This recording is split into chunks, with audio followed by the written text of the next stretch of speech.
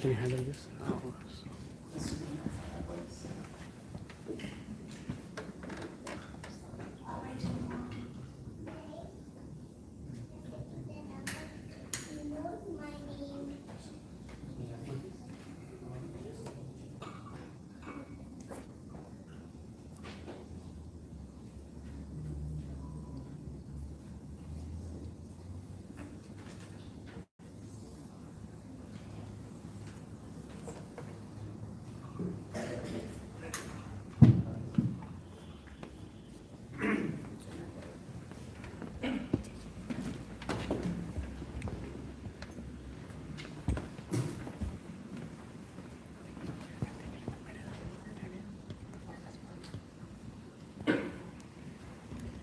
Perhaps we could have our guests up on the stage as well. Rajratna, Lamaji, Professor Gray. I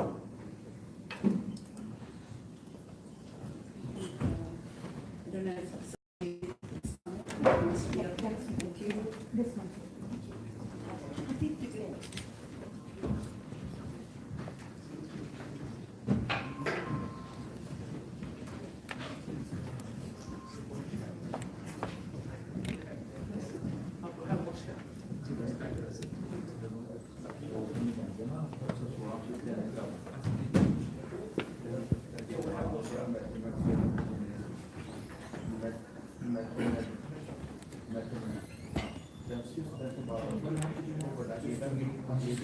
Yes, yes.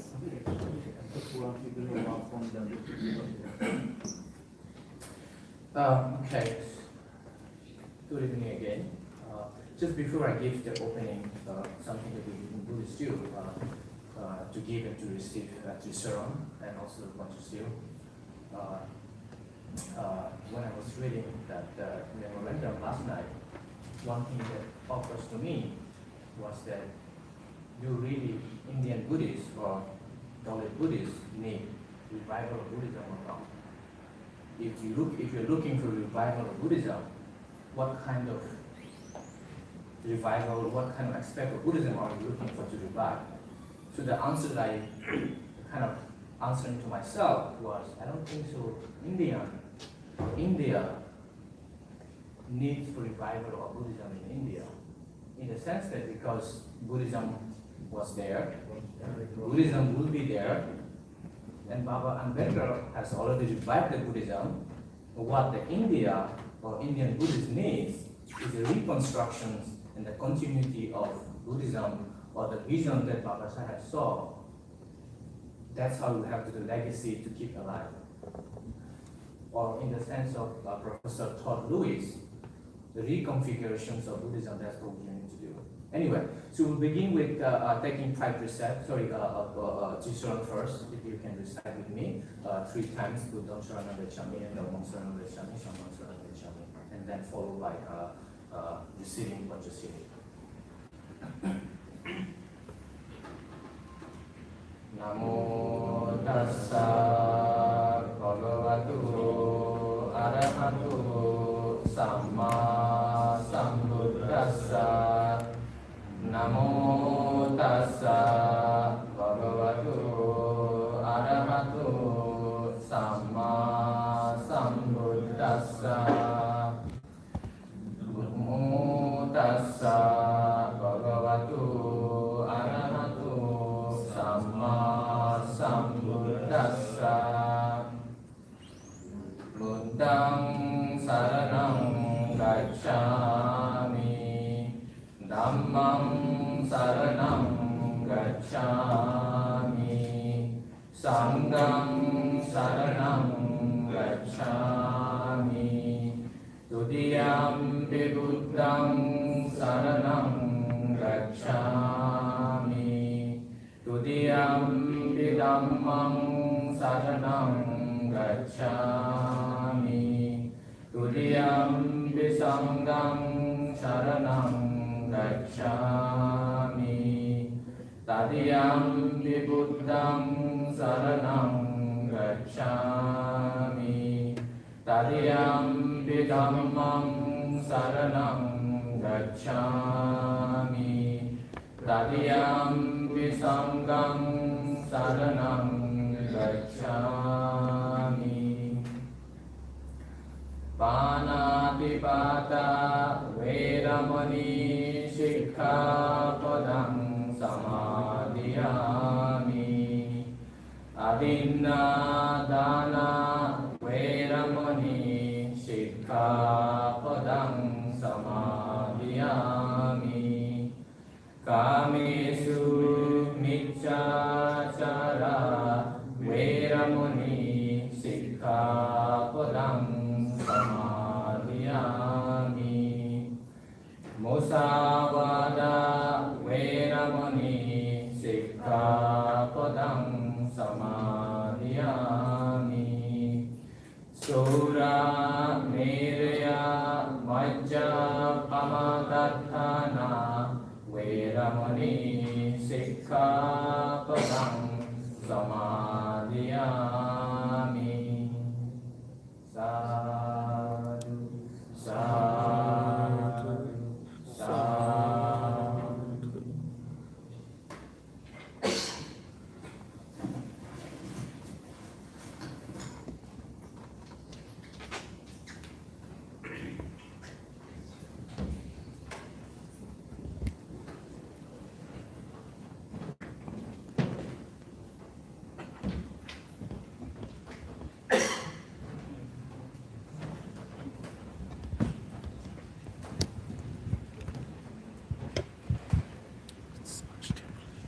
So I think our program is a little bit shifted because we're starting a little late. So I just wanted to confirm, do we have the space till 8 o'clock?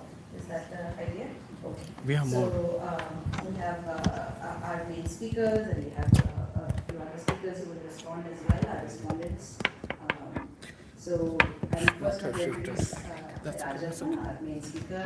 And I know he has had a long day, but and I think many of you have a copy of the speech that he's going to refer to. We have some, so if you came in late, you might want to get a copy of that.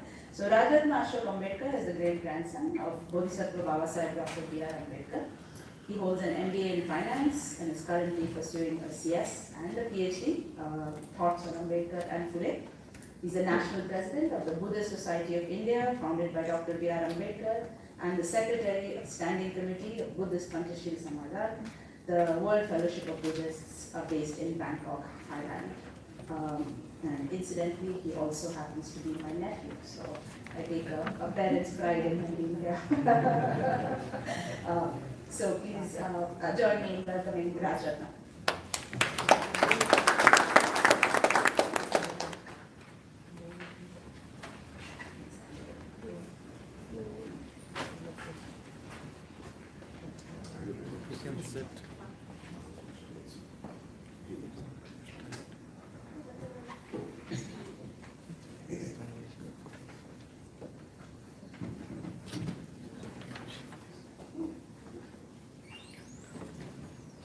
First of all,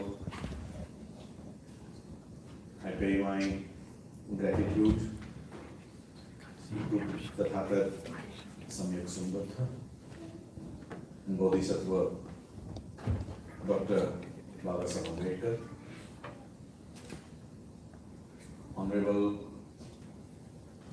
Honorable monks, all the honorable speakers, Venerable Lamaji, Bante Chipa Mongji, Dr. Jayshree Kamleji, Balvir Chauhanji, Professor Christopher P.G., Baldev Sahaji, and all you delegates. Today, my subject is on Dr. Babasaheb Ambedkar's revival of socially engaged Buddhism.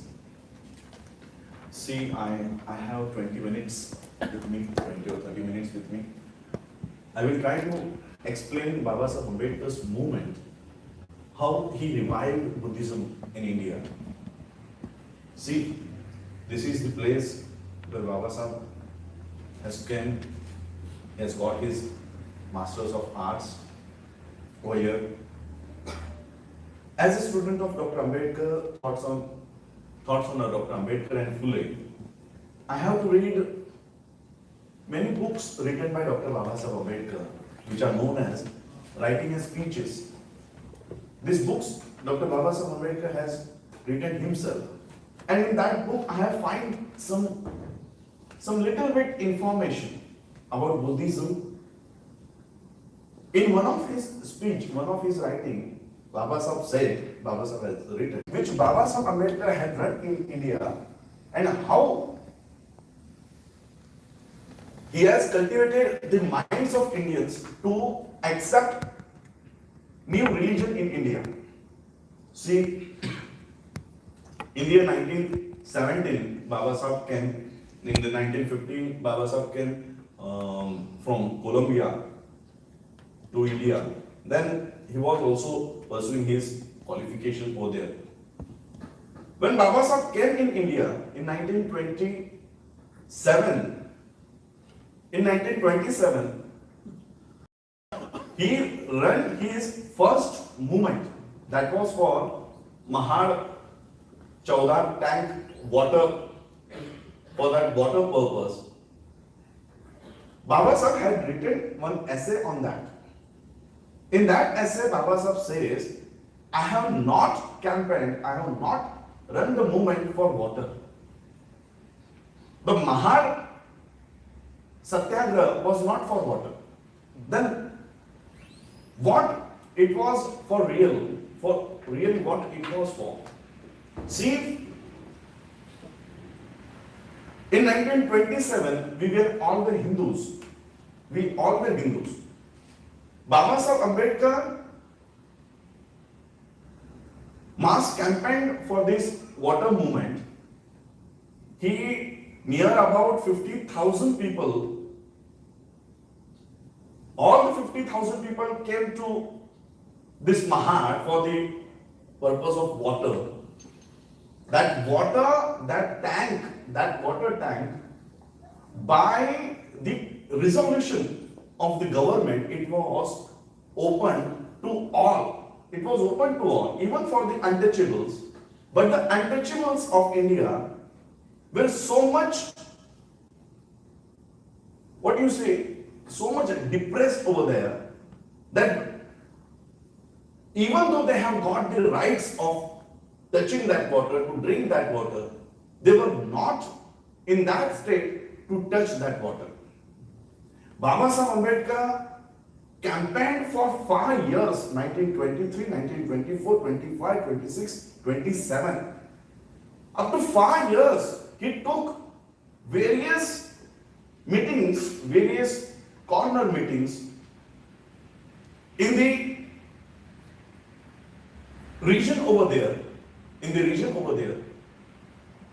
and he developed a sense of humanity. If an animal can go to that tank, then we are humans.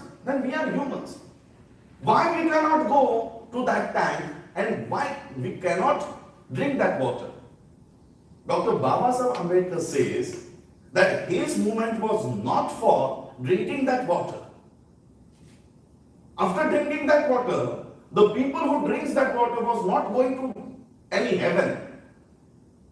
Babasaheb says this movement was to revive the humanity, that you are also human, we are also human.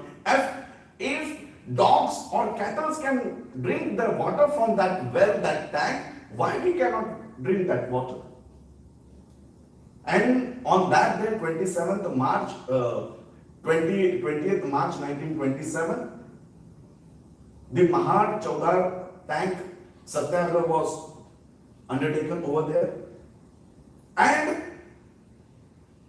the sense of humanity arised in many of the people. And after that,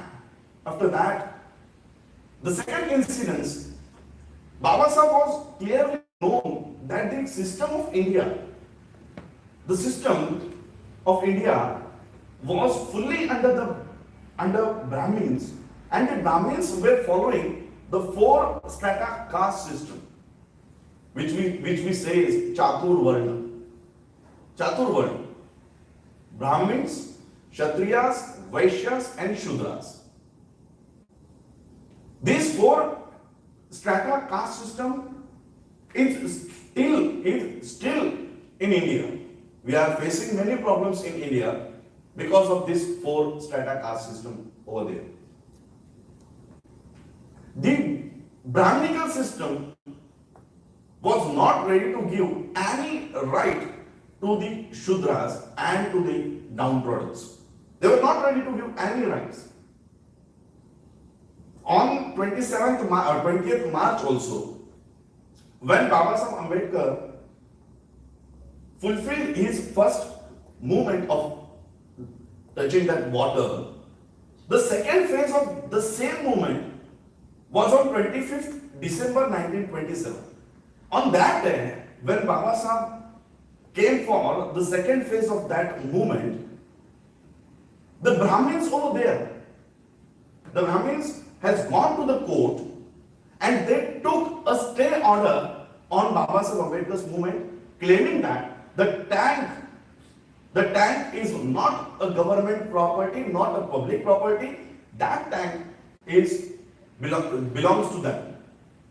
So they took a stay order on Baba Saheb Ambedkar's movement, and the Britishers, the British police, they stopped Baba Saheb Ambedkar to enter that tank.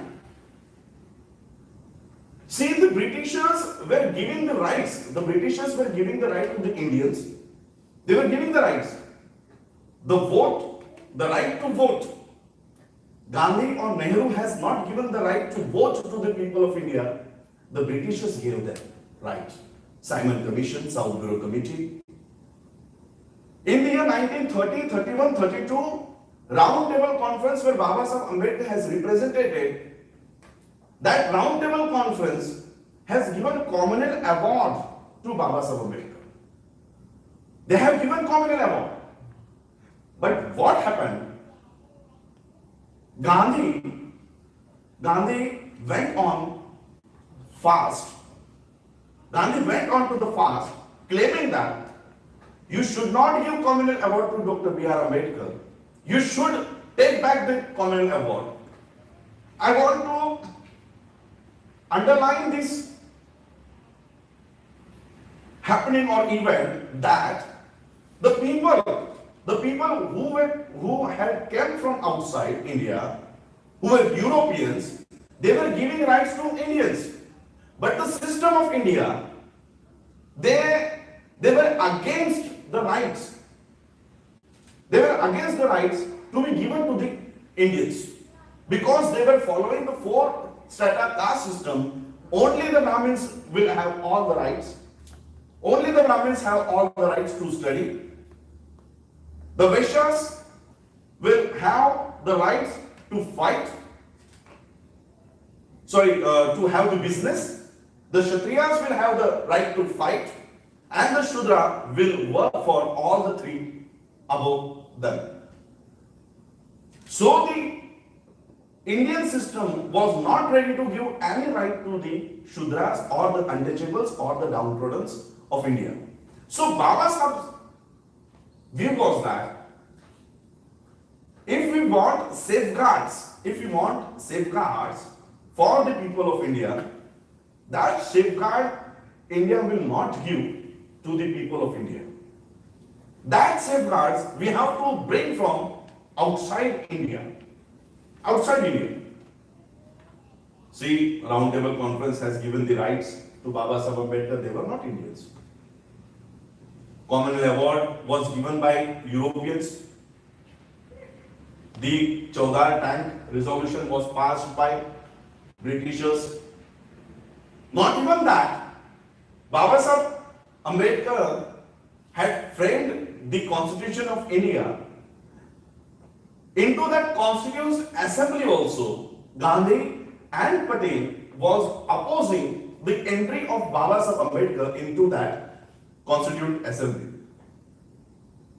They were opposing Baba Saheb Ambedkar's entry.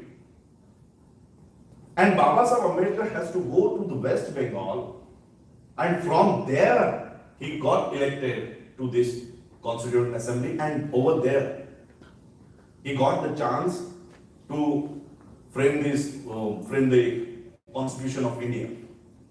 On 26 November 1949, Baba Sahib gave constitution to the India. And when he saw what is the speech of Baba Sahib Ambedkar on 26 November, he says that I have made this constitution, but I doubt whether the Indian system will implement it or not. Still, the Constitution of India is not implemented in his real sense. Still, it is not implemented. And that's why Baba Sahib Ambedkar was of the view that this system, this caste system, will not give us any right, and therefore he attended the first World Fellowship of Buddhist Conference. And over there, at that time, World Fellowship of Buddhist first conference were witnessing 28 representatives from 28 Buddhist nations over there. In third conference, almost 54 countries were participating in that. And in fourth conference, the number of countries was increased. Now, the World Fellowship of Buddhists has more than 140 Buddhist countries as a member over there. Baba Sahib Ambedkar has got Bodhisattva from World Fellowship of Buddhists third conference in the year 1954. In the year 1954, Baba Sahib was honored by Bodhisattva, but the Indian system has given Baba Sahib Ambedkar the highest, award or Bharat Ratna in the year 1991. See how both systems are working. One at the world level, the Buddhist system, and the caste system in India. Still, Baba Sahib Ambedkar in India, his statues are being demolished. The constitution was burnt last 2 months back in India. Still, Baba Sahib Ambedkar is considered as a leader of caste in India. He is considered as a leader of caste over there. And when you will come across the writings and speeches of Baba Sahib, he says caste is anti-national. Baba Sahib says caste is anti-national. Baba Sahib Ambedkar had worked for annihilation of caste from India, and the Brahminical system has now converted Baba Sahib Ambedkar into a caste leader. What Baba Sahib Ambedkar was against that caste system, now he is considered as a caste leader over there. And therefore, Baba Sahib was of the view that we want such a society in which there is no caste, no subcaste. And therefore, he was. One statement I have come across in Baba Sahib Ambedkar's literature. Baba Sahib says, after completion of my studies, or Baba Sahib Ambedkar in one paragraph he says, when I got an opportunity to go outside India, I have done my first work, I studied Buddhism over there. That means for the first time in 1913, when Baba Sahib Ambedkar has came to this country, not only he has studied his academic books, but he has also studied Buddhism. He has also studied Buddhism over there. I have given Baba Sahib Ambedkar's speech. That is not my speech, that is Baba Sahib Ambedkar's speech, which he delivered in World Fellowship of Buddhist third conference. In that he has given whole process how to revive Buddhism in India. How to revive Buddhism? Because in India, our problems are different. Our problems are very much different from the rest of the India. We are still fighting for the social justice. We are still fighting for the social justice.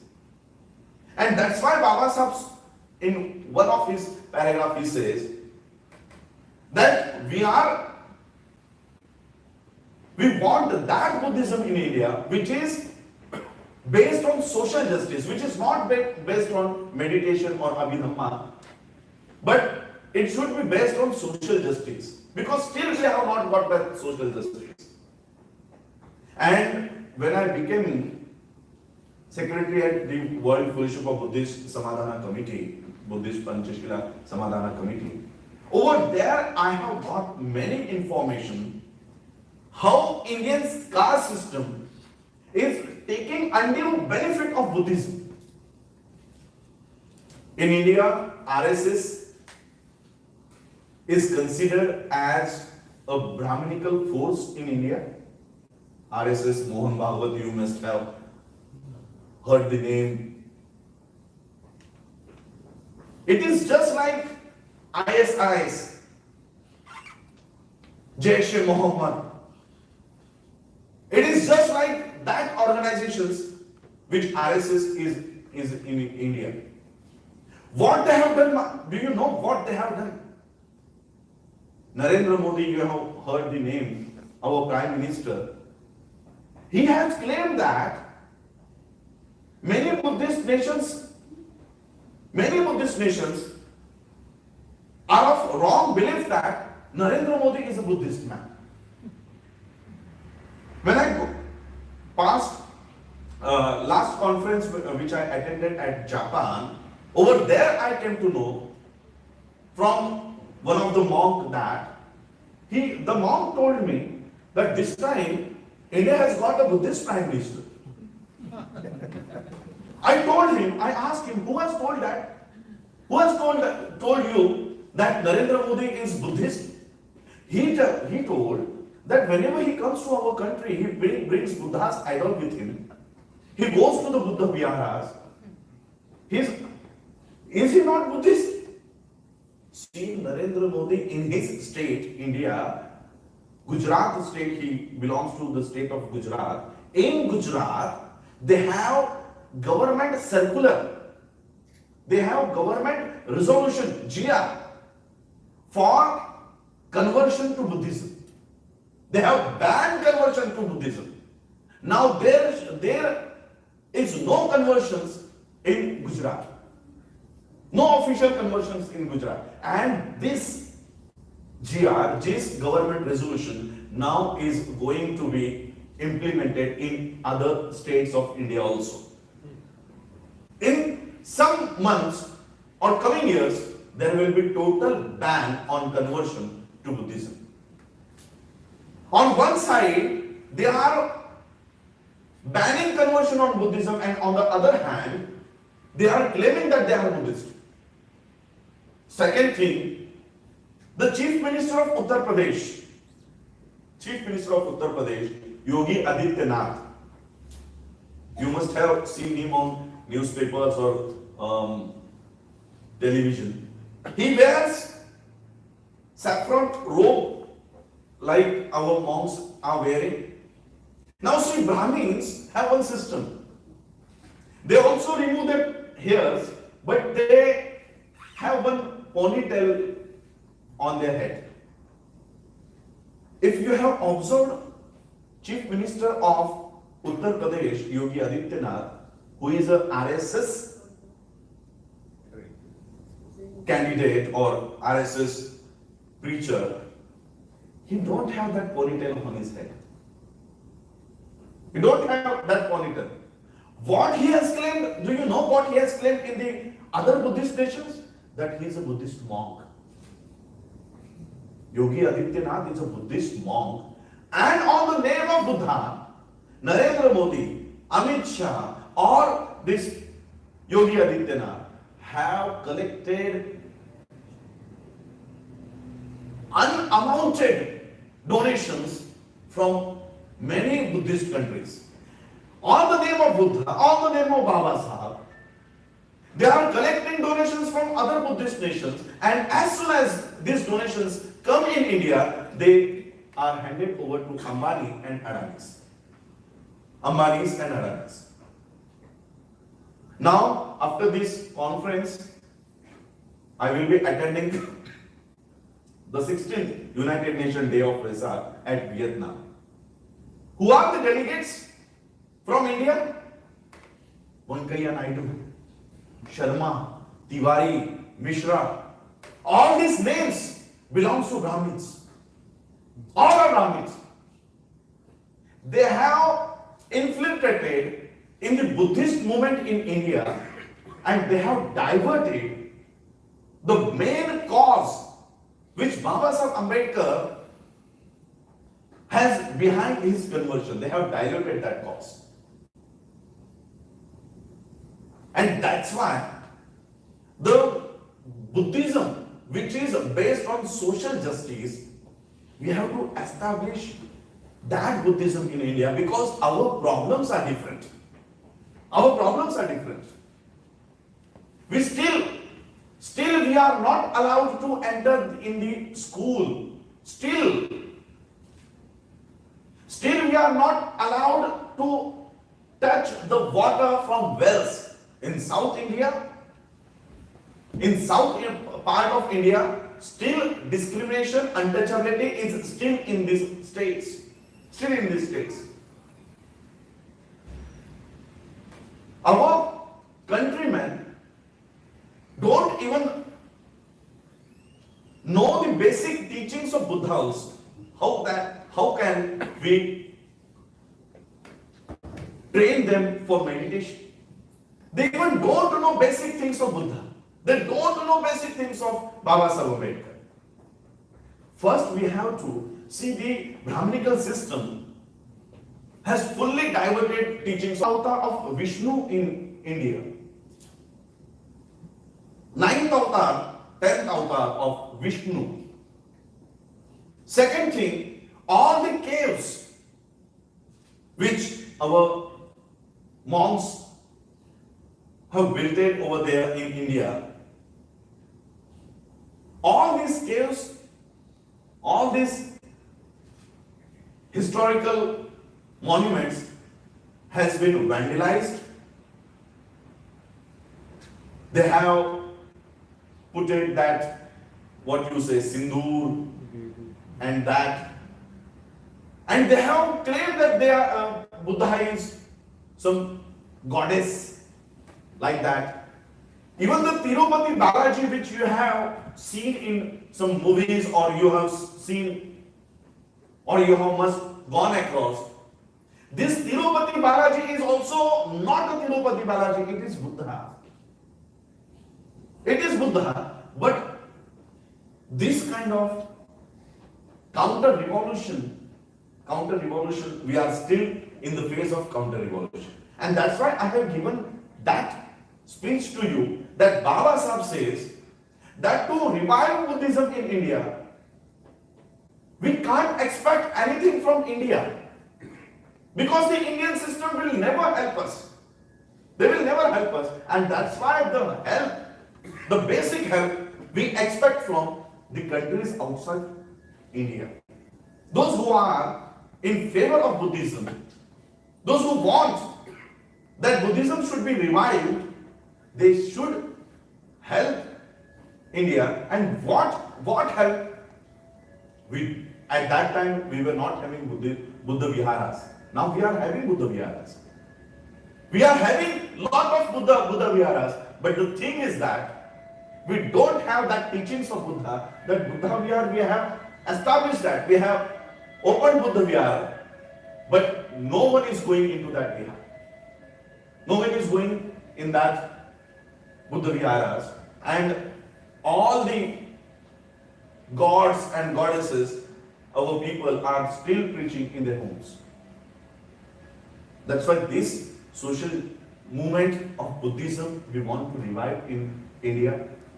We want the education should be emphasized on this movement. Baba Sahib Ambedkar has established the Buddhist Society of India in the year 1954. He started the construction of Buddhist Society of India, and he got registered in the year 1955, 4th May 1955.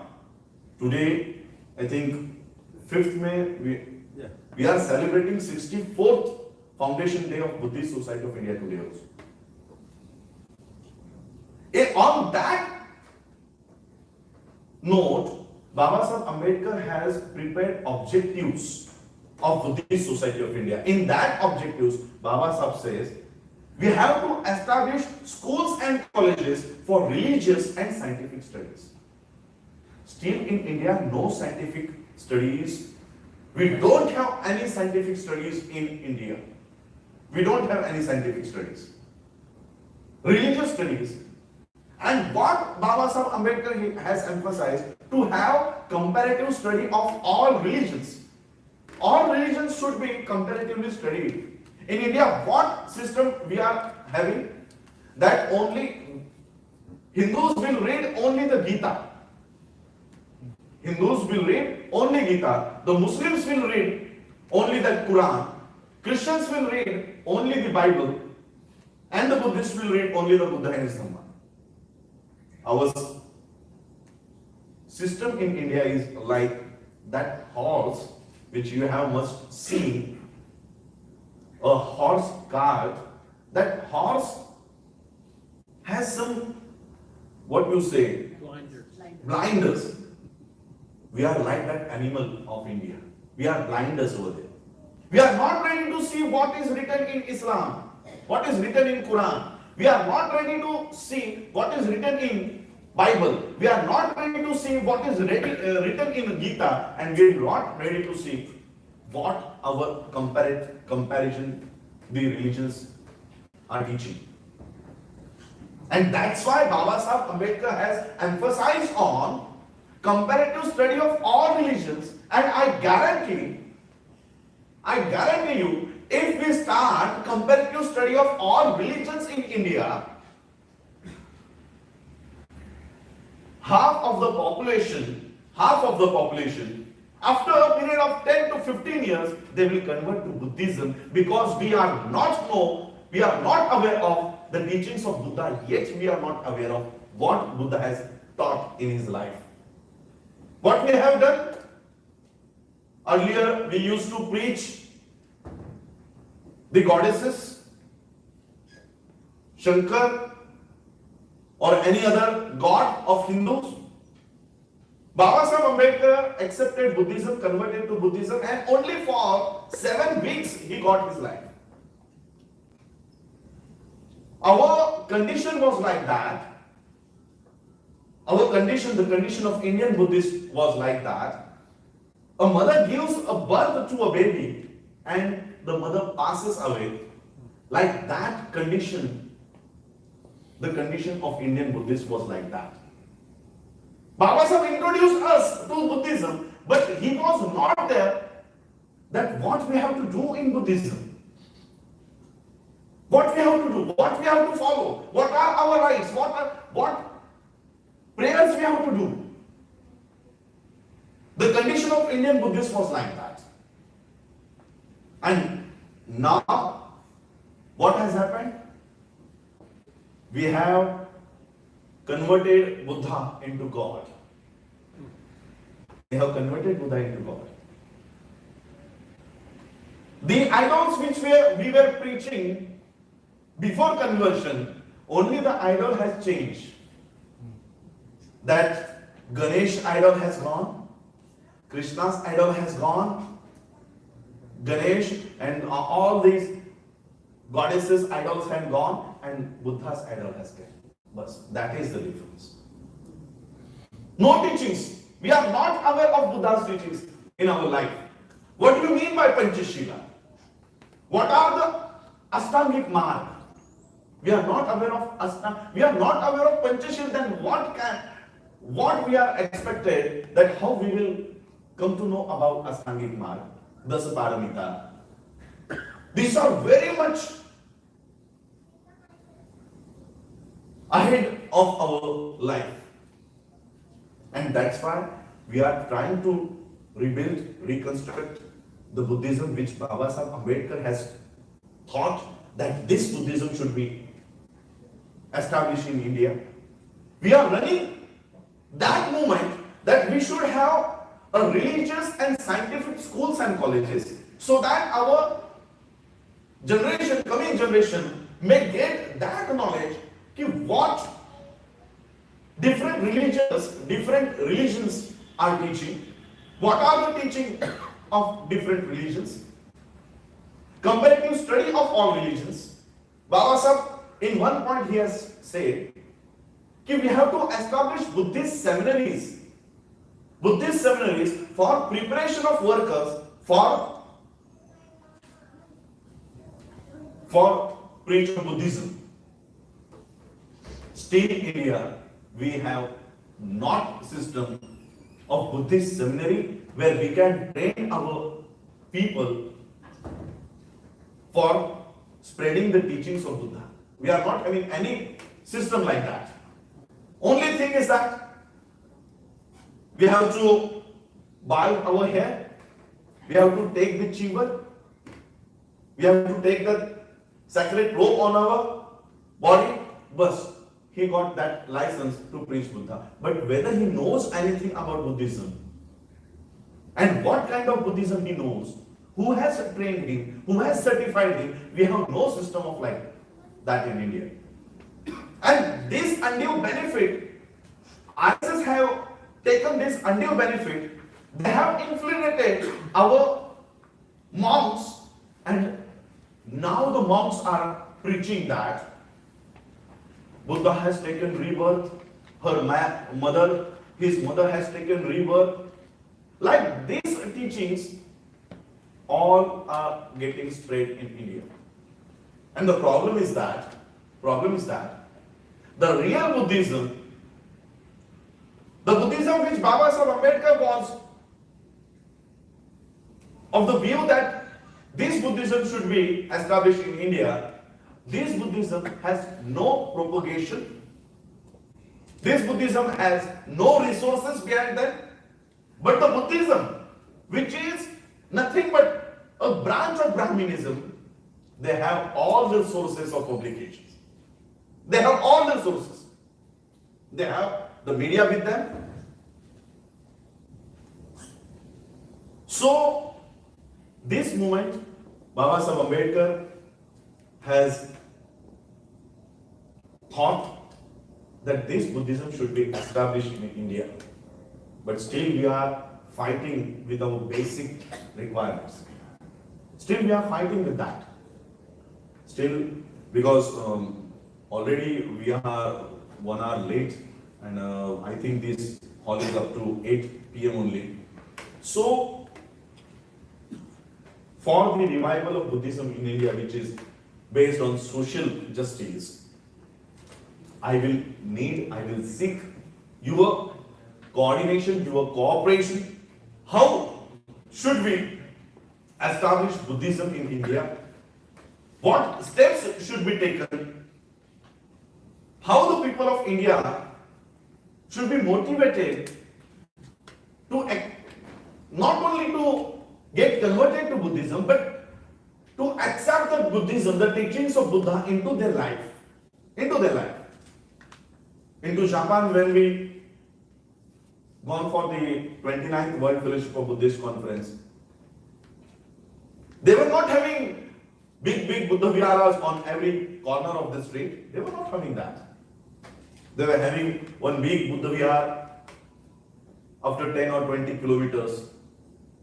We are having, in India, we are having Buddha vihar in every area, in every district, we are having a lot of Buddha viharas, but we are not having that teachings. So we are emphasizing the teachings of Buddha should be taught to the people of India. A sense of nationality, a sense of fraternity, that should be developed, because still, see, many Indians are also sitting over here, but still they have a love and affection to New York, to US, because the system in your country, they don't discriminate. But in India, see, in India, there are no Indians. In India, you will not find Indians. you will find small group of castes. Small group of castes. 7,800 castes are there in India. Only castes. Subcastes, including the subcastes, this will cross 11 to 12,000. We are a group of castes in India. We have in the past 72 years of our independence, we have not yet established a sense of nationality in India. We have not yet established that sense. How could we expect that we will turn to Buddhism? Still nationality, we have not accepted that sense. That's why from this dais, instead of giving my views, I will like to hear what kind of solution, what kind of ideas we get to establish Buddhism in India. Baba Saheb Ambedkar, in the year 1956, he got converted to Buddhism, and in his last phase of life, he told that up to my last breath, I will preach Buddhism in India. I will propagate the Buddhism in India. And up to his last minute on 5th December 1956, he was writing the book, The Buddha and His Dhamma. He was writing preface of that book. And he has given us that system, but now again the Manusmriti, the law of Manu, which is based on discrimination, which is based on 4 strata caste system, is again getting revived day by day.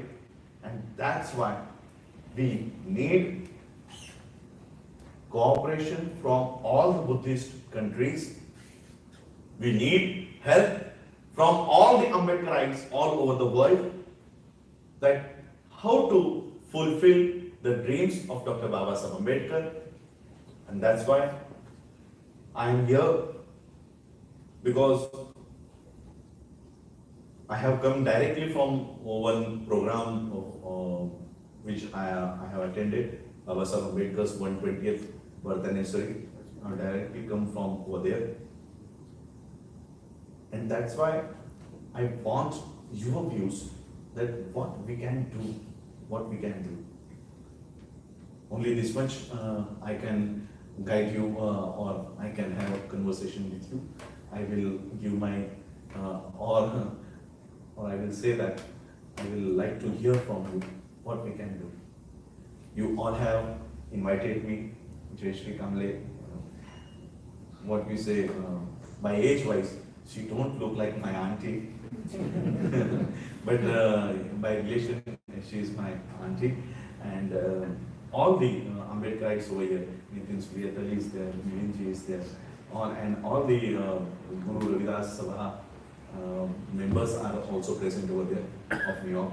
They have came to attend, and you all guys, in this little period, you have organized such a good lecture over here. I thank all of you, and I thank all of you for hearing my speech over here.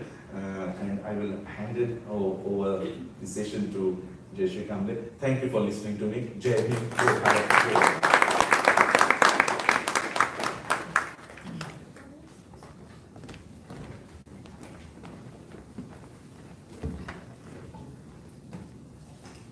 Thank you so much, Rajaratna, and I can sense like the burning need to ask questions. And I'll just remind people that we're welcoming everybody to a dinner after this event, and perhaps you have a bit of more of a chance to mingle. So hold those questions, and perhaps you get to talk to folks. But I do want to give time to some of our other speakers as well, and as I said, I invite them to respond to some of his remarks. So I'm going to ask next Lama Ramdrol to come and say a few words. He has the most impressive resume I have seen of any person. I'll read a few highlights, but it is just extraordinary. Lama Ramdrol, as he has given us, is a descendant of 18th century slavery in the American Northeast. He was born in New York during the Jim Crow era, raised in LA during the 60s and 70s civil rights movement, and in 1994 he converted from the religion of his enslaved ancestors to Buddhism. He spent 2 years in forest retreat after that and studied for 7 years with the late Ken Buddha Zindi. He has published 6 books about Buddhism's relevance to the African American experience. His 2001 book, Black Buddha, included parallels between the experience of concubine African American slave women and India's Devdasi.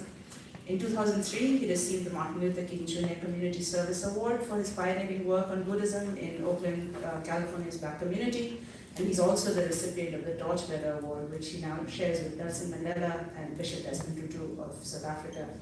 He's been a speaker at many, many international conferences on Buddhism and the Ambedkarite cause. He has taught Buddhism throughout Maharashtra in 2011. And prior to his Diksha, he worked in psychiatric nursing and entertainment. And he also has formal education and music and theatre. I feel like I need to go back to school right away. Today he's a married householder and a grandfather of a multiracial family, and we are so pleased to have him. Please.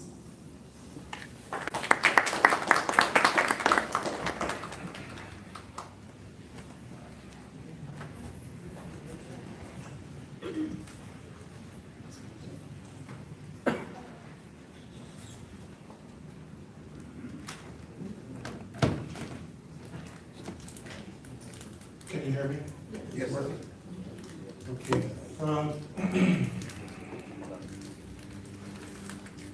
I would like to say to Rajratna Ambedkarji, sir, thank you for coming to America. Thank you for your passion. Thank you for your work. Thank you for your intelligence. Thank you for your leadership. Thank you for your unwavering commitment to the uplift of humanity and the resurrection of the human personality. Thank you.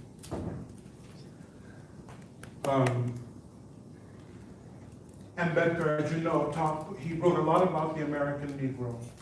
He included the American Negro in many of his writings. And I want you to know that who he was talking about was my family. Oh, And me. Right.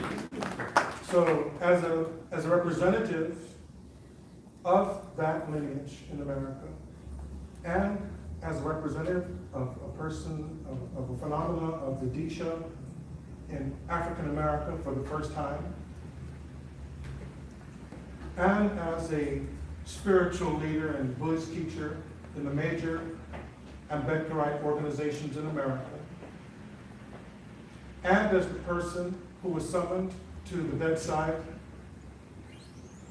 of Raj Kumarji to tend to his family, I pledge to you that all of the sphere of my influence in this world will be dedicated to creating a global Diksha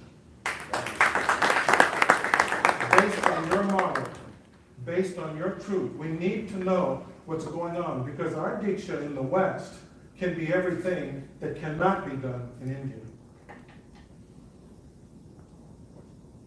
I also pledge to you that I will train the children in the Ambedkarite movement to be the most profound, intelligent, brilliant teachers of Buddhism that will ever grace the land of India. I know that there are people here who know of my work, and they know that, I don't play around. There was a time in American history where another community reached out to us in South Africa. And we had a president who was enamored by the Krugerrand and the gold, and how the currency could be gold and legitimate currency of a nation, so it would not lose its value. And the President of the United States at that time was Ronald Reagan, and Margaret Thatcher was the Prime Minister of England. And they thought it was a brilliant idea, but the people of Europe and America said, wait a minute, apartheid is a problem. The dehumanization of human beings is a problem. There are things more important than economy. And the people uplifted themselves and came to the aid and the rescue of the people who were in bondage and brutality. And apartheid fell. And it's with that same spirit that we hear you. We understand. Our heart breaks for the struggle that you're going through. But we are ready to mobilize. We are ready to culturally translate Ambedkar's teachings, because I translated it into African American understanding. And the quintessential statement that I got from that translation is this, and I feel very proud to tell you. I was born into the religion that it used to enslave my family, but I solemnly assure you, I will not die anymore. And I say to my Ramadansi brothers, we are in solidarity with you, and we thank you for coming.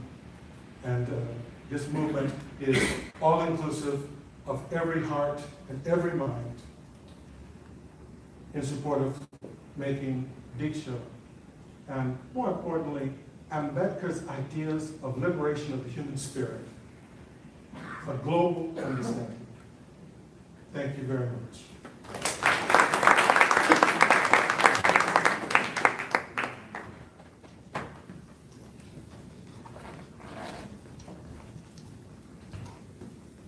Thank you so much, Lamaji. I really appreciate those words, and I reiterate your kind words of thanking our Ravidasi friends for coming with us and for supporting us. And we do hope to build this fellowship as we go along. Thank you so much.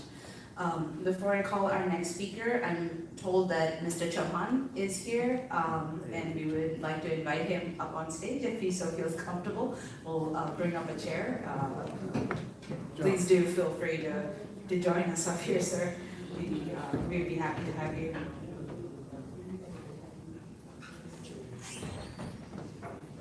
Then our next speaker, let me turn Professor Christopher Queen, who's a steadfast friend and has been for many, many years. Professor Queen lectures on Buddhist studies and world religions at Harvard University, where he served as Dean of Students and Alumni Relations for continuing education. His research focuses on Buddhism and social change, and particularly the human rights movement of the Buddhist converts of India, followers of B.R. Ambedkar. Dr. Queen served as president of the Bar Center for Buddhist Studies and co-founder of the Dharma Chakra Mission and Academy in Bodh Gaya, India. He has edited and contributed to 4 anthologies in contemporary Buddhism and published articles, chapters, reference entries on Ambedkar Buddhism, socially engaged Buddhism. He has considered himself an Ambedkarite since his first encounters with the followers and writings of Baba Saheb Ambedkar in India in the 1980s. And since the 90s, he has participated in many functions of the Ambedkar International Mission in the US, India, Canada, and Malaysia at the invitation of his dear friend, the late Raju Kamble. Welcome, Professor Queen.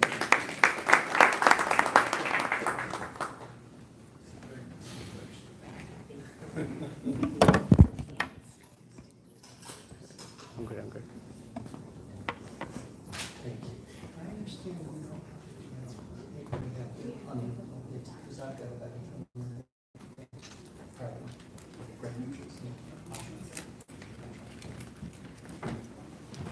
So, Jai Bhim, everyone. It's so great I just drove for 4.5 hours in the driving rain from Western New York to be here, and I see all your smiling faces. And it's such an honor, sir, to meet you.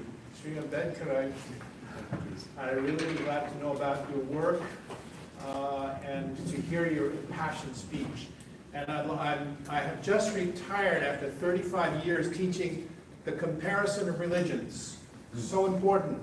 And Dr. Ambedkar was very clear that if someone would take the time to place the teachings of the great religions side by side, as you say, perhaps half of India would suddenly become real Buddhists, not just people who distribute Buddha icons when they're out of the country. Some shocking things that you told us about that government regulation in Gujarat. I mean, I was unaware of that. Very frightening what's going on right now. And my friends in Bodh Gaya, with whom I've worked for so many years, Ambedkar Buddhists, they say if this election is a sweep for the BJP, then my friends say, I don't feel safe in India. Yes. I don't feel safe I don't know what will happen to us. And he's lived all his life, he and his wife. You'll see pictures in my PowerPoint. So I don't want to waste too much time with preliminaries. I raised the question, what is a Buddhist? Because world Buddhists increasingly associate this tradition with meditation. Yes. And as I find my travels since 1988 in India, among Ambedkar Buddhists, there is a wide range of opinion about meditation. Many feel it is a quintessential Buddhist thing to do. Others feel it is a kind of a Hindu plot to put you to sleep so that you will become malleable and become the tool of Brahmanical schemes to make you work harder or to be quiet, to stay in the shadows and so on. So I have compiled some quotes from various people. It's an unresolved question, but I wanted to write a paper showing that among passionate Buddhists in India, this is a subject of great interest. And I'm going to rush through it a little bit because I know it's very late now, but I have some interesting pictures to show you. I love this. If you've been to the Symbiosis Museum in Pune, this is a wonderful big thing. It's kind of very, it makes it look very squashed now because it's taking up this whole screen like that. But anyway, so yeah, all the images. Can you put, is it possible to make this not be elongated like that? It makes everything look so flattened out on the screen. It doesn't matter. It's fine. It's fine, it's fine. Yeah. It's good. Yeah, Oh, I see, yeah, here it's yeah, fine, yeah. just on my screen. Very good. Okay, so, in the 60 years since the great Diksha, Buddhists, Navayana Buddhists, or Navayana. Dr. Ambedkar called it New Vehicle Buddhists, are still undecided about the role of meditation. Critics sometimes argue that Vipassana, meditation technique taught by Goenka, founder of this worldwide movement, promotes political passivity and regression to a Brahmanical Hindu mindset. On the other hand, supporters of meditation, some trained in the Goenka centers, others in the Buddhist-inspired organizations such as the Triratna Buddhist Movement, or TBM, also in Maharashtra, may be considered these terms. They reply that meditation, mindfulness, vipassana, these things we will consider the same thing, sharpens their perception of reality as the Buddha taught, making them better Buddhists and more effective activists for social change. So these differences came to a public attention at the time of the Ambedkar birth centenary observed in the early 90s, 1991. In fact, there was a big symposium here at Columbia University. My son Ambedkar was here, and we had a lot of discussion, very honoring Dr. Ambedkar. So Professor Gopal Guru of Pune University accused members of the TBM of spiritualizing Ambedkar's message by promoting what he called transcendental meditation and by de-emphasizing political activism. They were saying followers of Ambedkar don't care about politics anymore. They just want to meditate all the time. The article is titled Hinduization of Ambedkar in Maharashtra, and it appeared in Economic and Political Weekly, 1991. Now, Dhamachari Lokamitra, the British-born leader and spokesman for the TBM, responded with a detailed rebuttal, citing Ambedkar's endorsement of mental cultivation as the basis for political and social change. Today, 25 years later, this debate goes on. And I'm supposed to be up to my fourth slide now, so let's go forward a little bit. These are some of, this is Dhamachari Lokamitra, I just mentioned him, at their center there in Pune. Now, this is the man I'm about to quote. This is Hardeep Singh Atri, who is the creator and host of the popular website, Dr. Ambedkar's Caravan. So I wrote to him, we had email conversation. He says, did Buddha really say meditate? There are many Ambedkarite Buddhists in India who would argue that he never said meditate. And these days, the interpretations are coming from different adulterated sources and from abroad where they don't know the real Buddhism. Dr. Ambedkar's idea of Buddhism was scientific Buddhism. And what Vipassana teaches would be spiritual Buddhism, which I believe are quite different. I am not denying that there might be some benefits of meditation at the personal level, but how socially and politically active are those who are doing meditation and those who are not? What have those involved in Vipassana done collectively for the community? That's what he wrote to me. Now, at the same time, Rajesh Kumar Baud, my friend and colleague in Bodh Gaya, who with his wife, Usha, Dr. Usha Kumar Baud, are both school teachers, very highly educated. Speaking for himself and his wife, says, we both practice Vipassana, organize monthly meditation programs at the Burmese monastery in Bodh Gaya. I believe that meditation purifies our mind from mental pollutions and gives us mental power to solve all of our difficulties in life and make us stronger. The more we practice Vipassana, the more powerful we become. People who reject Vipassana are the ones who want to get something for nothing. That's what he says. So Usha and Rajesh are from this local Dalit community and teach social studies in the public schools. They have two wonderful teenage kids who are studying Vipassana and going on to college and university, as Dr. Ambedkar would be very proud of them. So, in the next couple of minutes, quickly, I'd like to present a sampling of some of these findings from interviews, and also a quick look at what Dr. Ambedkar said in his great book, the Buddha's Dhamma, about meditation, okay? So, 21 years after his famous speech at Yola, where he said, I will not die a Hindu, born a Hindu, in which he declared his intention to seek a faith outside of Hinduism, he publicly and dramatically embraced Buddhism, as we all know. At the same time, he was preparing his final and great work, Buddha's Dhamma, a book he called the Bible for the New Faith. In this section of the book, titled, How a Bodhisattva Becomes a Buddha, he treats the role of meditation as follows. Let me fast forward on some of these slides. That's Usha and Rajesh leading meetings, and these are the many monks who come to the Dikshas. This was the 50th anniversary of the Diksha in Nagpur, and then also the 60th, which I attended both of them. This is the famous picture from the original 1956. There's Maisaman Babasab with the monk Chandramani who initiated the vows. These are all historically famous pictures, of course. This is this is the Buddha I actually bought in Bodh Gaya 30 years ago. That's in my study. Okay, and here's Dr. Ambedkar at the Round Table Conferences in 1932. Fantastic photos of him. That almost doesn't look like him, but there he is, they're riding in a car, and so on. Fantastic archives that you have at the museum there in Pune, and this great painting there. Okay, the reason I'm getting ahead of myself, but I'm about to talk about this Buddha pictured on the wall there. So, here's what it says in Buddha's Dhamma. It took Gautama 4 weeks of meditation to obtain enlightenment. He reached final enlightenment in 4 stages.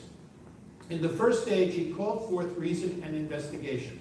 Then, concentration, equanimity, mindfulness, purity.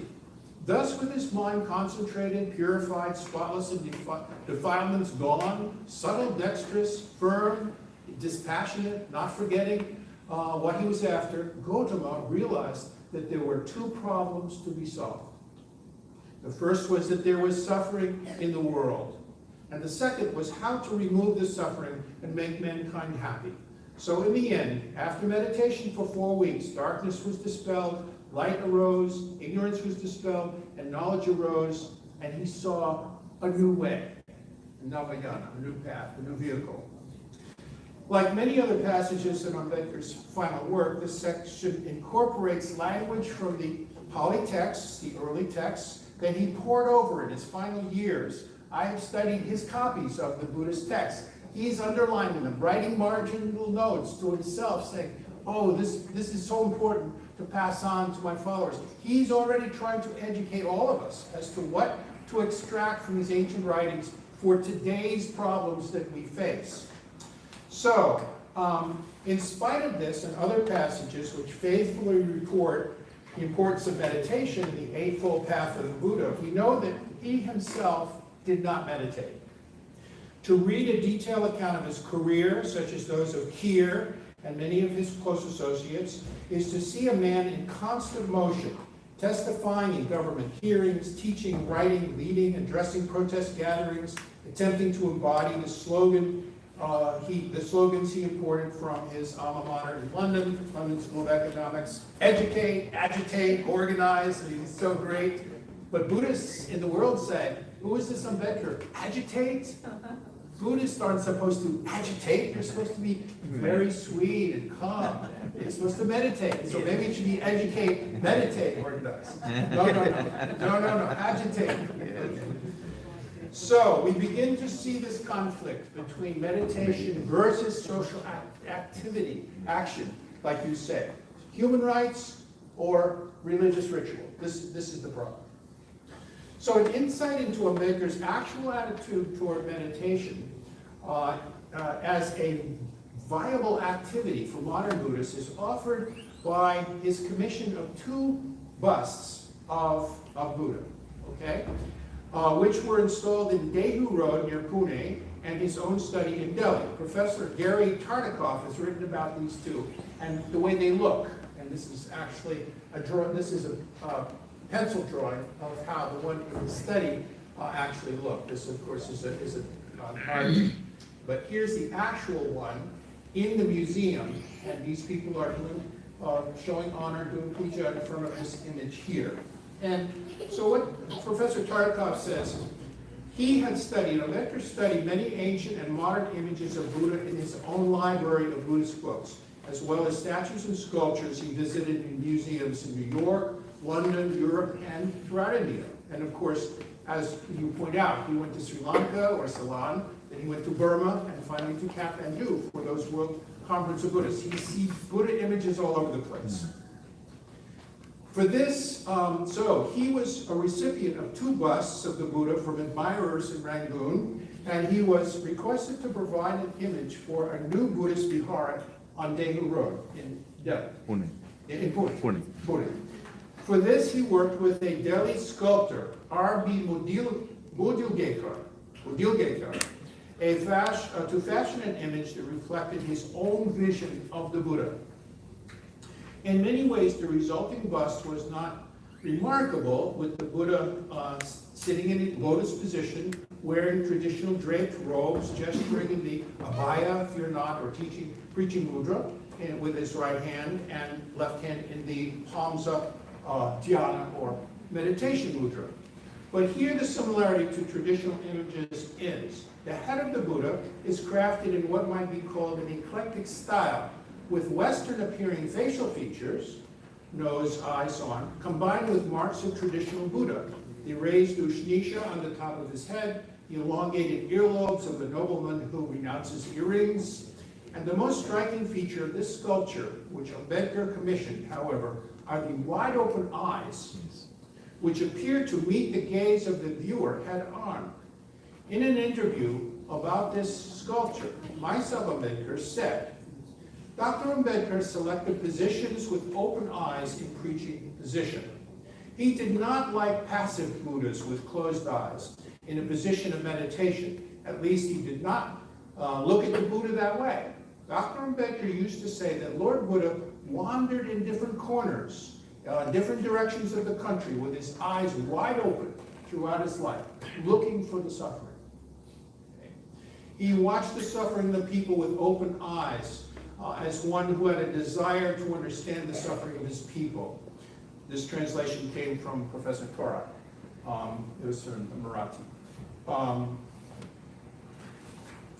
The clear discrepancy between Ambedkar's references to meditation and mindfulness in the book and his own views about the place of meditation for new Buddhists in contemporary India was not missed or forgotten in the decades that have followed ever since then. This is where this debate has grown up between Gopal Guru saying, don't meditate, and other people who say meditation is useful and valuable, even for political activism. It strengthens your mind. It makes you able to debate the opposition. It makes you aware when somebody's trying to exploit you or trick you like that. It makes you a smarter person, and it goes along with higher education. By the way, if you look at the website of People's Education Society today, it's not a dead organization. They're still working very hard to realize Dr. Ambedkar's view of the need for colleges, universities, and studies and so on. It's still very small, but it's not, you know better than I do, Yes. that people are very sincere about keeping it going, right? So, I'm just going to read you two quotes, actually.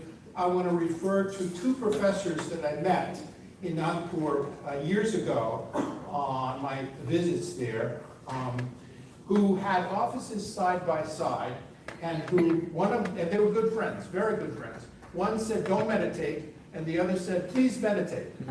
Okay. And they're really wonderful men. I'm going to find this here. I can fast forward here. Oh yeah, okay. So this is okay. Just a minute.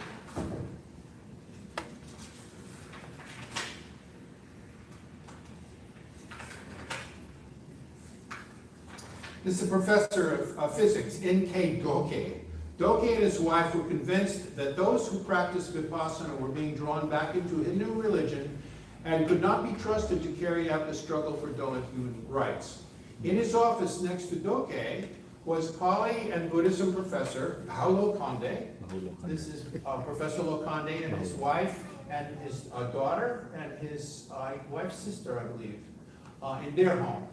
And Professor Lokande had been to several retreats in Igatpuri at the Vipassana Center there. And he says, meditation makes me a much better fighter for human rights. And so these two guys, they good friends, but they couldn't stop fighting over meditation. Finally, I was at the dinner party. I said, please, stop fighting about meditation. It doesn't make any sense.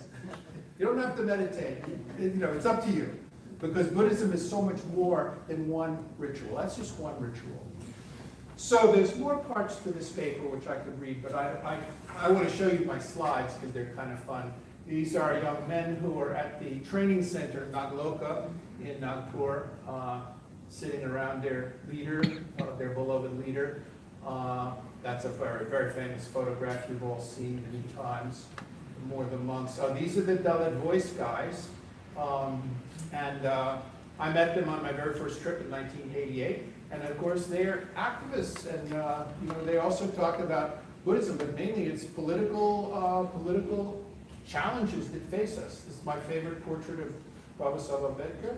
I hope, don't use this for your book. I want to use this for my book. I want this on the cover of my book. Right? And these are the men who come together for the Ambedkar Social Group with Usha and Rajesh Kumar Bala in Bodh Gaya. And they discuss the problems they face in their life: lack of health care, lack of education, support, respect, and what can be done about it. And they organize and they try to find resources, people to help them out. Very inspiring. They're sitting on the bed, that's the family bed. It's a one-room house, right? And they're eating a few snacks, but they're taking it very seriously. There they all are. The big fat white guy in the background, that's me. These are some of the conversion ceremonies that are sponsored by the TBM movement on Diksha days. This is Manchenath, one of the earliest leaders of that movement. And he had a very nice quote, which I'll end with here, if I can find it at the end.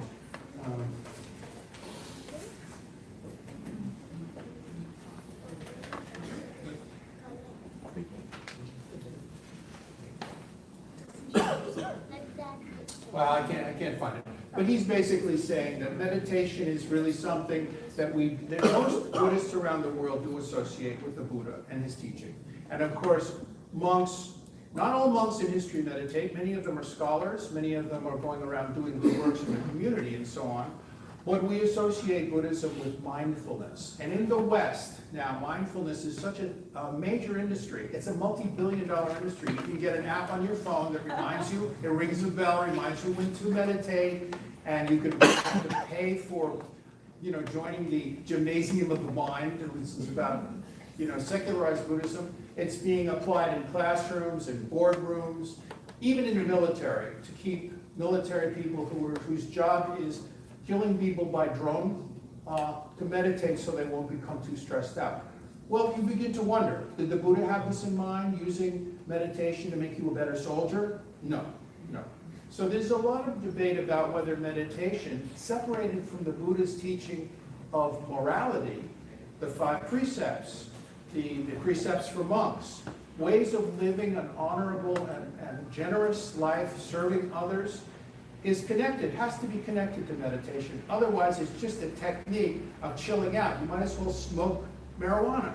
It's no different from that. And it can become addictive to some people. They meditate all the time. What are they doing to help others? So that was what Mr. Atri said.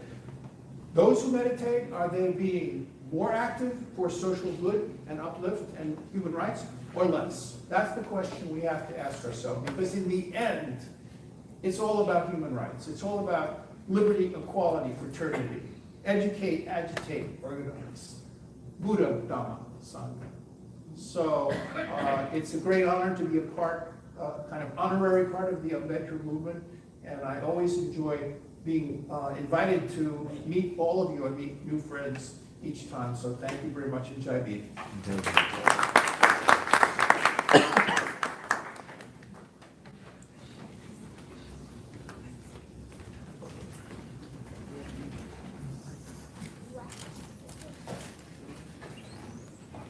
Thank you so much, Professor Queen. That was wonderful to see.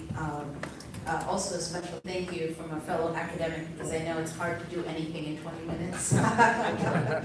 Thank you so much. And my final invite for the evening, our final speaker is Mr. Hardev Sahai. And even before we read his introduction, I actually would like us to give him a huge round of applause for making all of this possible. Thank you.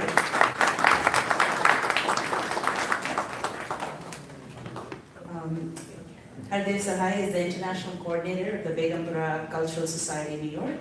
He served in various capacities, often as General Secretary and Executive Member of the Sri Guru Ravidas Bhavan Committee, Jalandhar, Sri Guru Singh Sabha, the Welfare Society, and the Sri Guru Ravidas Temple, New York. He's been an anchor at Just Punjabi TV. He contributed to Baba Saheb's birthday Jayanti celebrations at the UN in New York in 2016 and 2017. Was in fact one of the people who worked very hard to make it happen. He was a speaker in the Parliament of Canada in Ottawa for the Mahaparinirvan Divas of Baba Saheb on 6 December 2018, and a speaker in the Dr. B.R. Ambedkar International Conference in Fukuoka, Japan. In all venues, he has requested local governments to assist minority communities and students. He holds an MA in political science as well as an LLB, legal degree.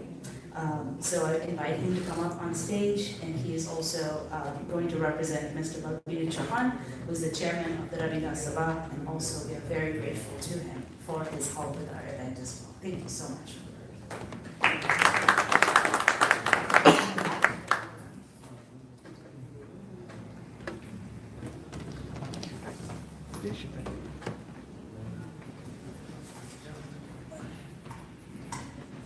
Jai Bhim. What happened? You're hungry now? Once again, Jai Bhim. Jai Bhim. Thank you so much. So this is a great honor to be the part of this event. And the great scholars, Somaji, Dr. Christopher, we used to see him sometime during the programs. And this is a great honor. Today, we requested Mr. Rajatna Ambedkar to come to New York, and he accepted. Thank you so much, sir. Thank you. And I was thinking about the revival of the Buddhism, Dr. B.R. Ambedkar did. But I'm thinking now, right now, the revival of Ambedkarism in the same place where Dr. B.R. Ambedkar came, so that goes to Mr. Rajatna Ambedkar. So give him a big applause of thank you.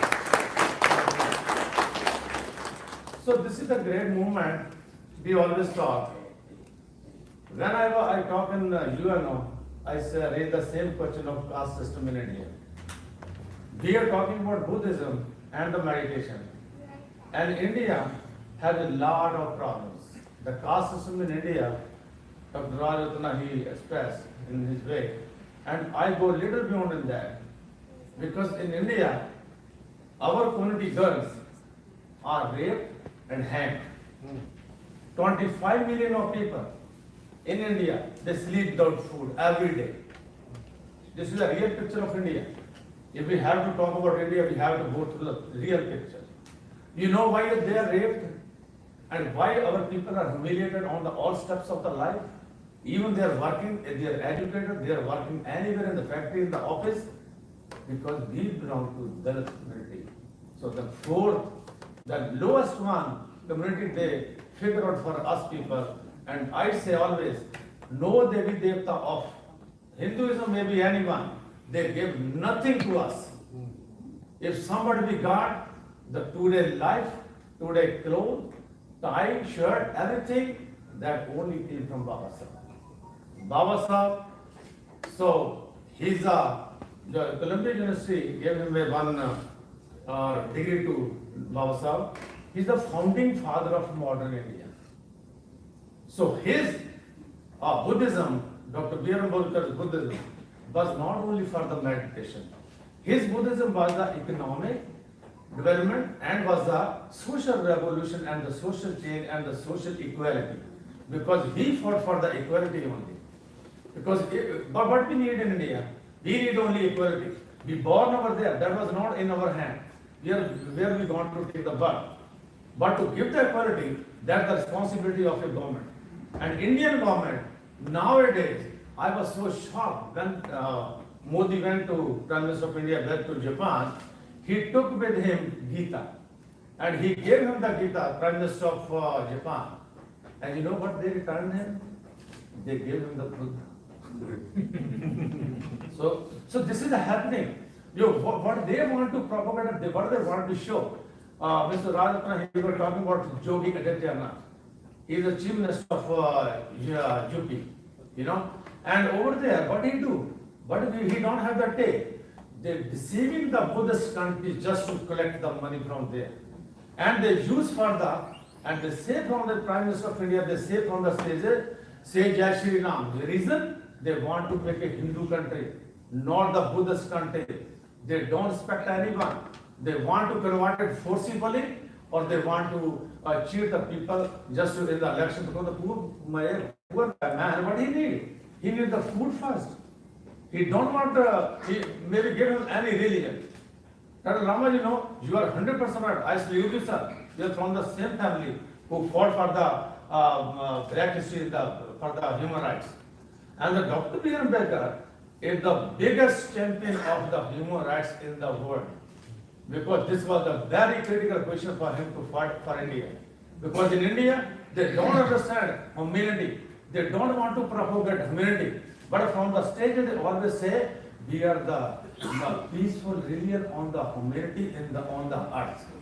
But we don't consider, because the people over there are raped, the people over there are murdered. You know, Rohit Bemullah, he was a PhD scholar. You know why he was killed? On the basis of the caste only. Why? Sometimes I ask them, if you don't want to learn the humanity, so you are not the human beings. You are not. But the fault in our people are.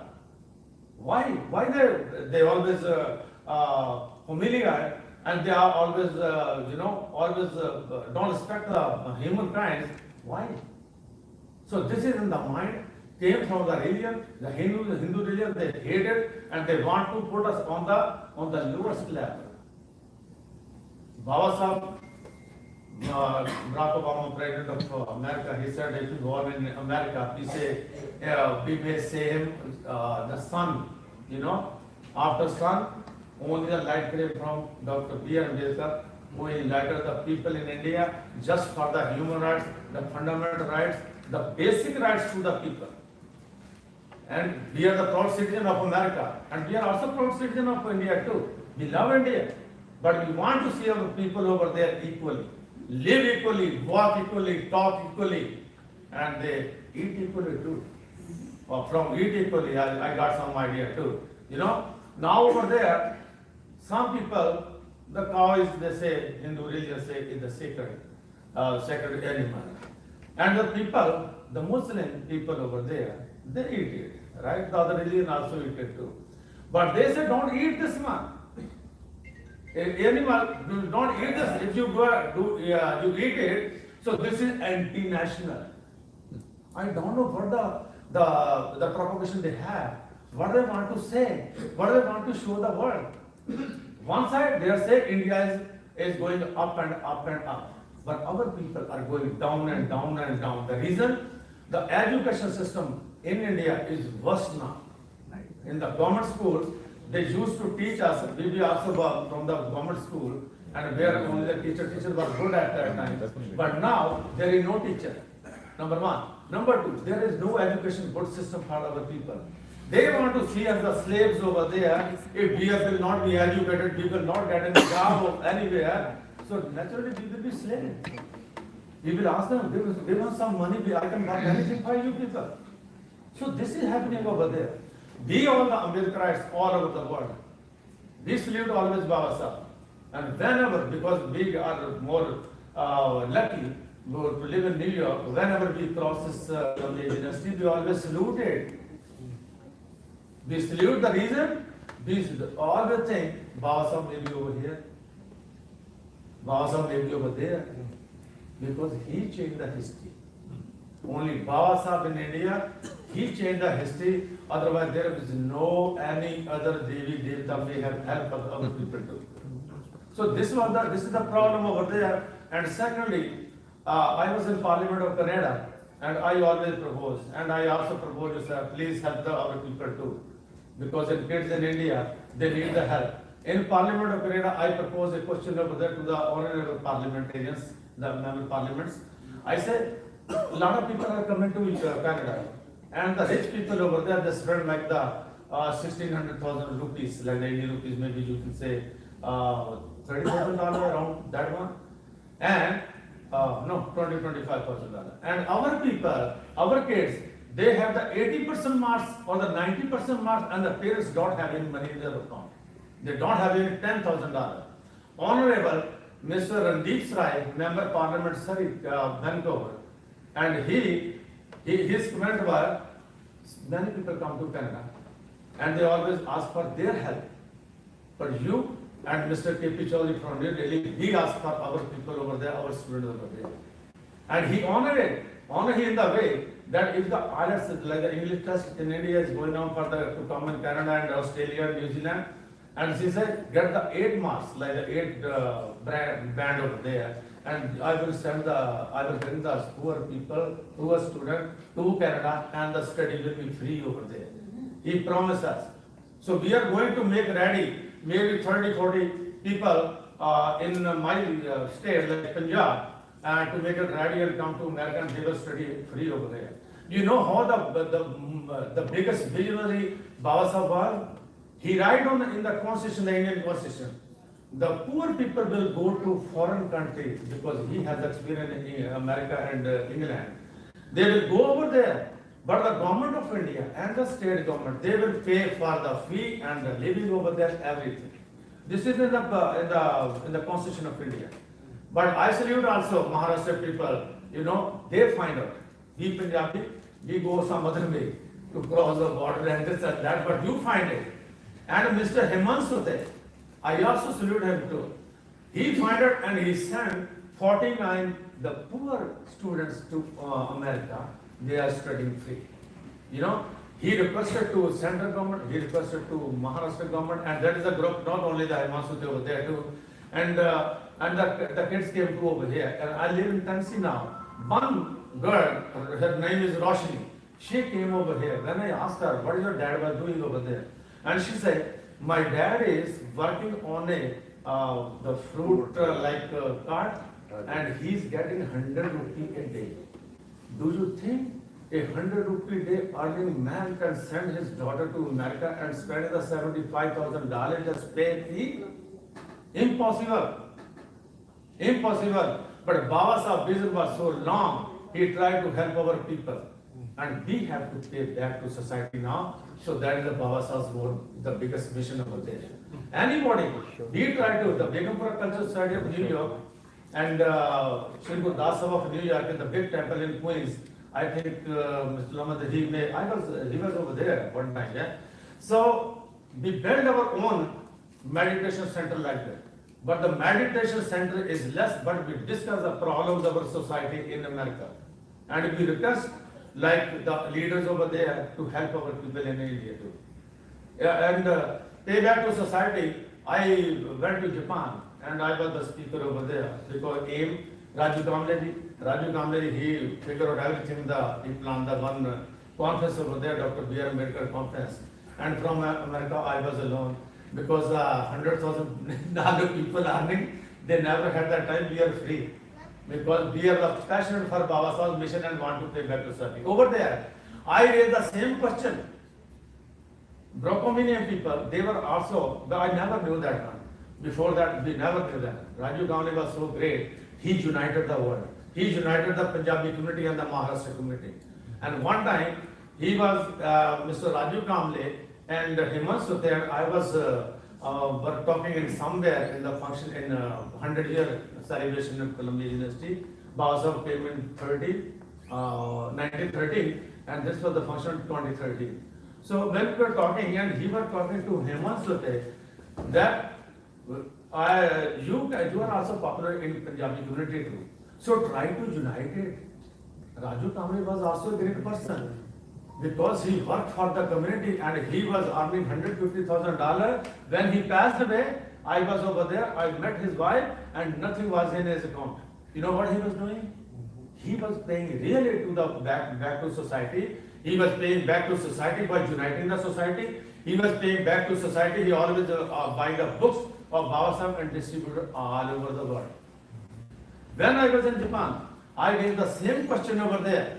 This is a beautiful country, third economy of the world, and and please help our kids in India, because in India, if somebody is MTech and engineer and like the top educated person, they are getting only 15,000, 10,000 rupees. You know how much is?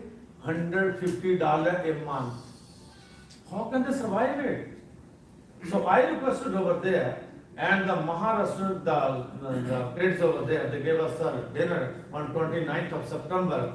And I saw there are no Punjabi people over there, because Punjabi people you can find over all over the world, even Africa, anywhere, And I asked them the question. They told me, you have to learn the Japanese language.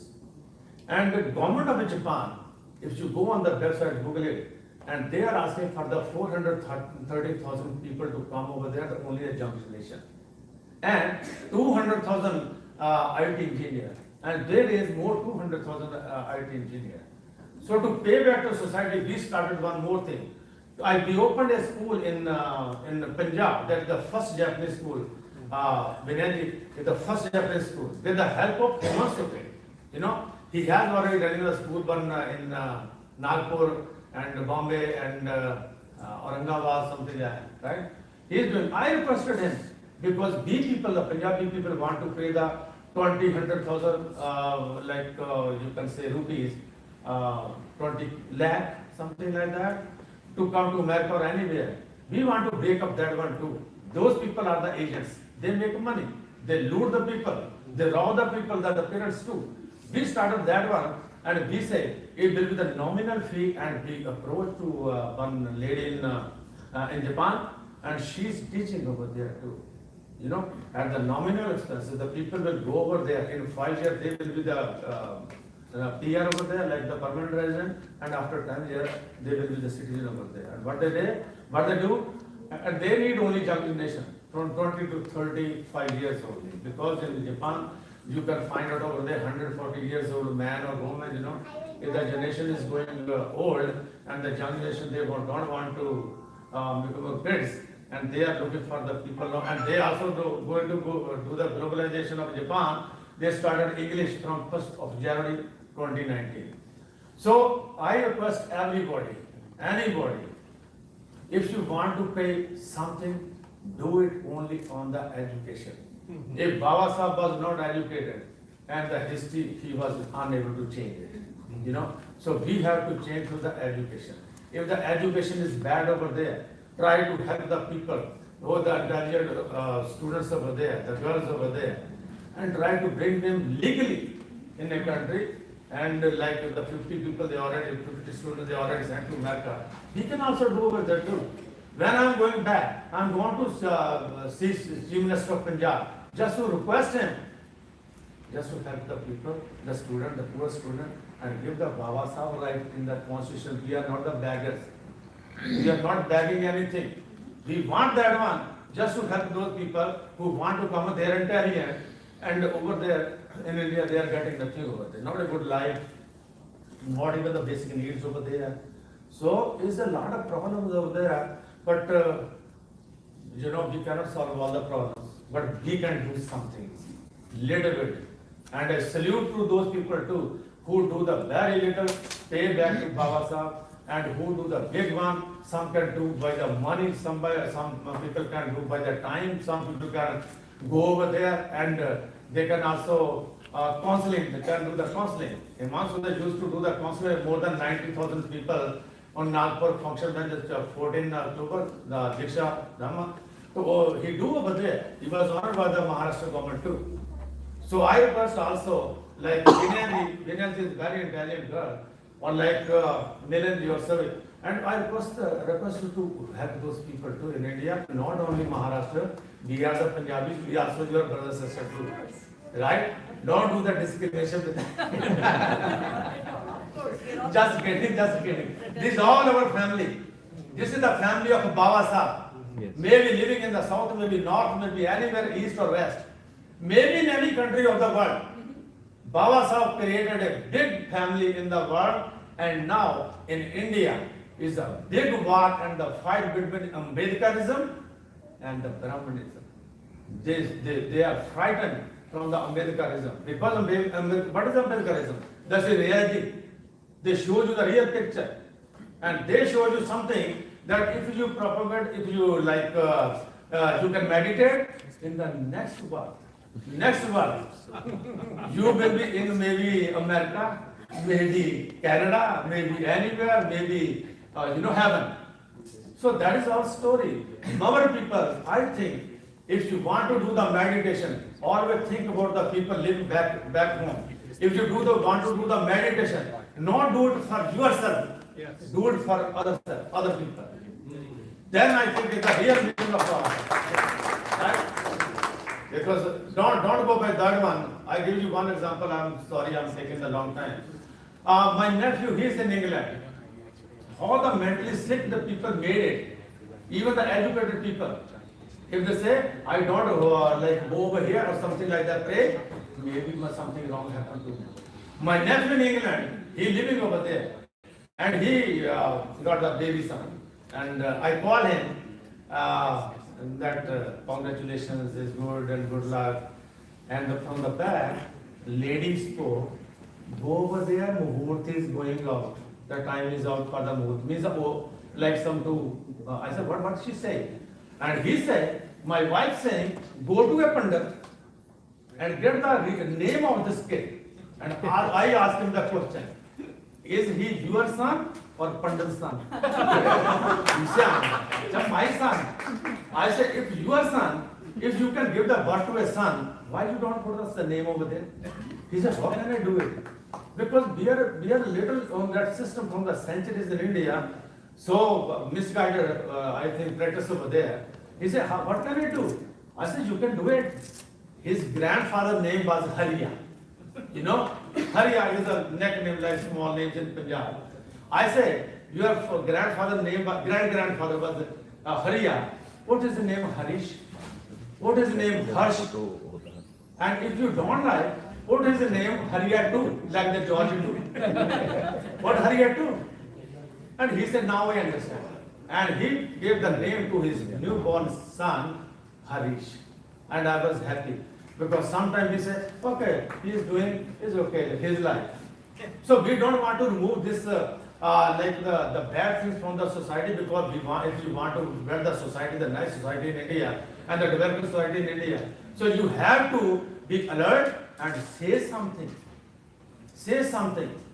If you don't say something, your life, your problem, and the problem is getting bigger and bigger and bigger. And we are in the going backward, not we are going in the developing country like India or maybe tomorrow superpower. I don't think so, because over there is a confusion, big confusion of the religion. And if you want to make the Hindu country, and where the Buddhists can go, 25 million over there, sir, Christians, where they will go? 25 million Muslim over there, where they will go? And when the turn, our people's turn comes over there, they say, this is nothing, don't worry, they are not going anywhere. We will catch them, we will threat them, we will do anything, we will beat them, and they will come to Hindus. So this is happening in India. Real picture in India is different. And Buddha came from India, and Baba Sahib, I salute always salute. And Baba Sahib adopted Buddhism because he studies all the religion. After that he figured out this religion is good, and this religion is on the basis of the equality, and this religion will give the scientific mind to the people. That is more important. And if you can give the birth to a baby or something, and you can't name it, so what kind of meditation you want? That is not the meditation. That is a confusion in the mind of everybody. So once again, I thank you so much. All the aim. I also miss Raju Kamble today, because on 100 all the program was celebrated in Colombia and Consulate of General in New York, and we were together. Me, Chandra everybody on the Gurdwara committee always come over there. He always bring over there. I also salute him, I miss him too. And Begum Prakar Society of New York, to which I belong to Guru Das of New York. So I always pray, and I always pray to Baba Sahib. Just Baba Sahib, give them the mind of education and let them work for the society, and the people will pay back, and our society will be good. So thank you so much, Rajatna ji. I requested him, and he cancelled 2 programs to come on this day. And I appreciate that one, because he has a line of programs and the tickets are booked everywhere. So I requested, this is the first Punjabi program, and we love to see you over there, because the first Baba Sahib's family came over here. First After Baba family, Sahib. after Baba Sahib. After Baba Sahib, he is the head of the whole family of the world. Yes. All of it, right? He is not he belongs to your family. He used to belong to your family. Now he belongs to the whole world. Now. He is the best leader, jurist, economist, and he did everything in India, but the people didn't appreciate him. Now they want to remove Ambedkarism from the Buddhism. Because if you want to study Buddhism, if you go by the Ambedkarism, that makes a spark in the society. And they don't want the spark. They want just a meditation. Do the meditation, close your eyes, go to heaven. That will be the story of the meditation. So thank you so much once again. Thank you, Dr. Christopher Ramani. Thank you so much. Appreciate it. And I have the very nice feeling to come always over here in Columbia University. Thank you. Jai Bhim. Jai Bhim. Once again, Jai Bhim. Jai Bhim. Thank you. Thank you.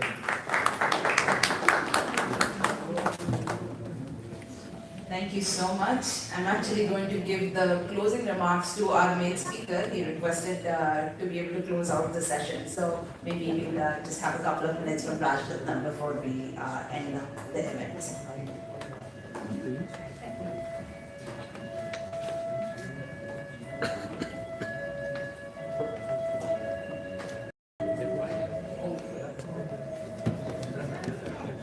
I'm again taking your time. See, we were discussing on meditation for some remarkable time. And I don't want to discuss the efficiency or efficacy of meditation. I just want to quote the speech which Dr. Baba Sahib Ambedkar has given in the World Fellowship of Buddhists. In that, what Baba Sahib Ambedkar has said, point number 6 I have distributed to you also. Baba Sahib says, I will now turn to the preliminary step which must be taken for the revival of Buddhism in India.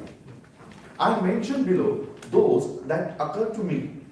First, the preparation of Buddhist gospel which could be a constant companion of the convert. The want of a small gospel containing the teaching of the Buddha is a great handicap in the propagation of Buddhism. The common man cannot be expected to read the 73 volumes of Pali Canon. Christianity has a great advantage over the Buddhism in having the message of Christ contained in a small booklet, the Bible. This handicap in the way of propagation of Buddhism must be removed. In this regard, in regard to the preparation of Buddha's gospel, care must be taken. See what Baba Sahib is writing, or what Baba Sahib is giving his speech to World Fellowship of Buddhists. What Baba Sahib is saying, in regards to the preparation of Buddha's gospel, care must be taken to emphasize the social and moral teachings of Buddha. I have to emphasize this because what is emphasized is meditation, contemplation, and abhidhamma. This way of presenting Buddhism to Indians, would be fatal to our cause. This would be fatal to our cause. Baba Sahib has not criticized meditation. So this point says that Baba Sahib is saying that this way of presenting Buddhism to Indians would be fatal to our cause.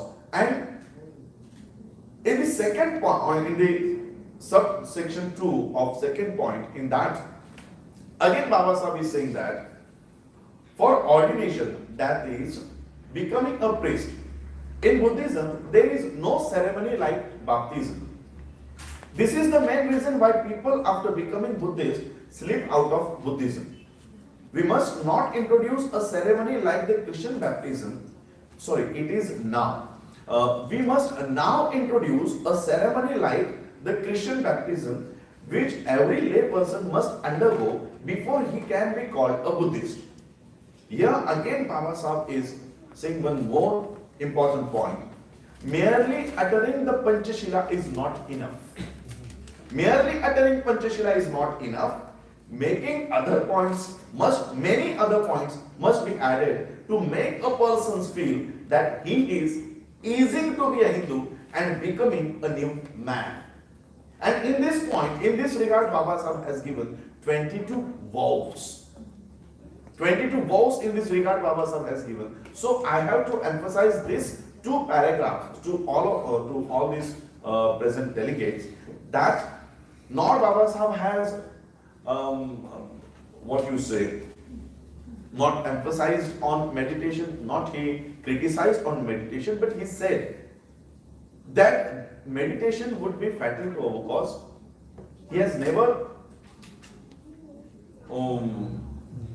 said anything wrong or had practiced on meditation. So I wanted to clear this point to all of the present delegates, and I again thank you to Dr. Jayashree Kamble for giving this opportunity to me to clear these 2 points, and I again thank you all for listening. Thank you.